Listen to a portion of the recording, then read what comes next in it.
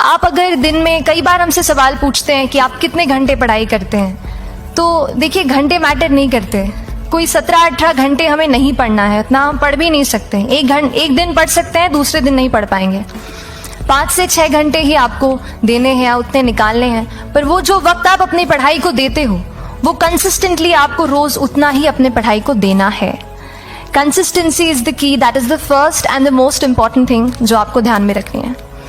दूसरी चीज इस एग्जाम में मुझे लगता है इक्वली इम्पॉर्टेंट है, क्योंकि ये जर्नी लंबी होती है। जैसे एग्जाम ही 1 साल तक चलती है, आप प्रीलिम्स देते हैं, फिर आप मेंस देते हैं, आप इंटरव्यू में जाते हैं पर्सनालिटी टेस्ट के लिए, तो एग्जाम 1 साल तक खुद चलती है। उसके पहले मान लीजिए आप 1-1.5-2 साल पहले से प्रिपेयर कर रहे हो, तो ये जर्नी काफी लंबी रहती है। उस जर्नी में मेंटली अपने आप को मोटिवेट रखना, अपने आप को बूस्ट करते रहना, वो भी इक्वली इम्पॉर्टेंट है, और इसीलिए अपने आप पर भरोसा बेहद जरूरी है। मोटिवेशन तो कई बार ऐसा पूछते थे। मैं भी जब पढ़ रही थी तो इंटरनेट पे ऐसे यूट्यूब पे सर्च करती थी हाउ टू स्टे मोटिवेटेड, तो लेकिन वो चीज मुझे बाद में समझ आई कि बाहर का कोई इंसान मुझे नहीं बता सकता कि how will I stay motivated. तो फिर थोड़ा अंदर मुझे झांकना पड़ा और तब मुझे समझ आया कि मैं कैसे मोटिवेट हूँ।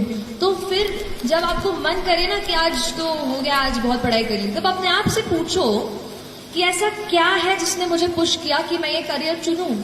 ऐसा क्यों है कि मैं एसएसबी के एग्जाम के लिए बैठ रही हूँ या बैठ रहा हूँ। Why is it?